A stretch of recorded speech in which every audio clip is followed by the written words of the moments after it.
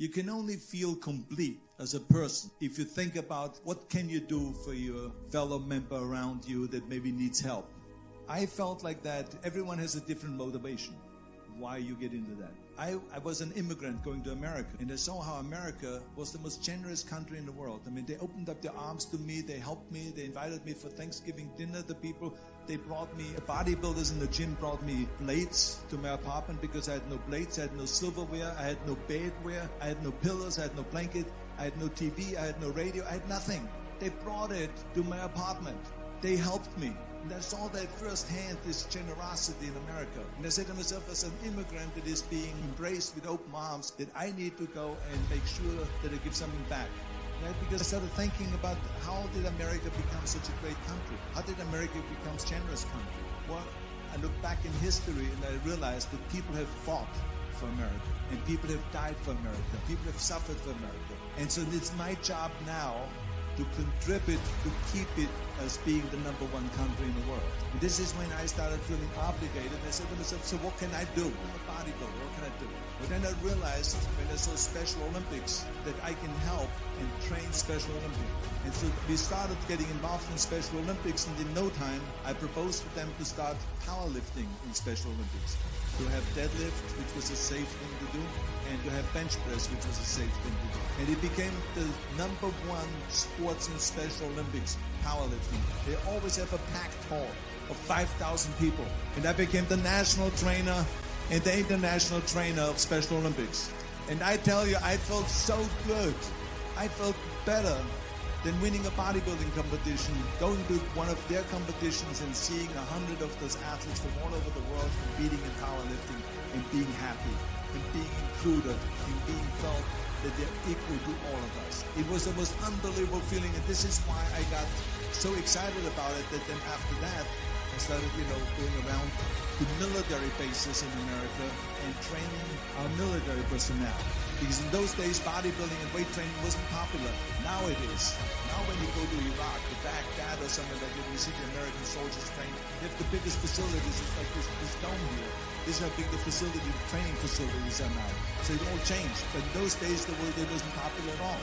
So I went from military base to train the soldiers, and the sailors, and the airmen, and all of them. And it made me feel good again. And then after when I met President Bush, then Vice President Bush, and we traveled around to campaign, he asked me what I wanted to do, and I said, I would like to be a fitness leader in America. I would like to be the chairman of the President's Council on Physical Fitness and Sports. And then when he became president, he appointed me to that. And so now I really was able to travel through all 50 states and promote health and fitness. The more I got into that, the more I realized how good it feels to give something back. And that's when my idea came about after-school programs. Because after school, when I traveled to all the schools to train the students, I saw there was a huge gathering of students after the school was over outside the school. And I asked the school principal, what are all the students doing? And he said to me, Arnold, you have to understand that 70% that the kids in our school, they come from parents where 70% of the parents are both working. So therefore, there's no one there picking them up. So that's got me the idea to start after-school program, to keep those kids in school while the parents are working and to offer them homework assistance, tutoring, sports and fitness programs and arts programs, music and painting and so on. And it became a huge success.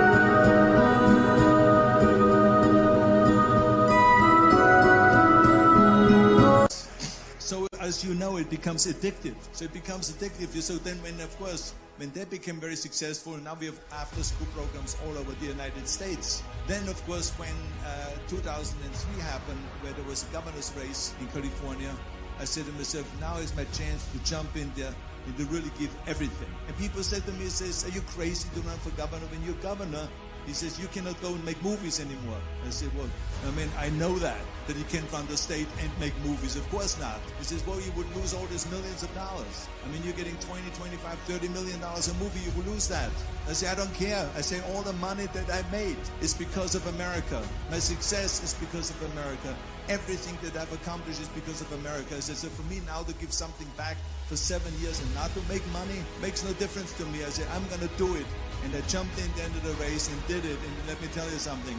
I'm not poor because the 7 years I didn't get paid. I'm perfectly fine. And it made me feel good that I could give back to America. Well, I think that every day we are benefiting from someone helping us.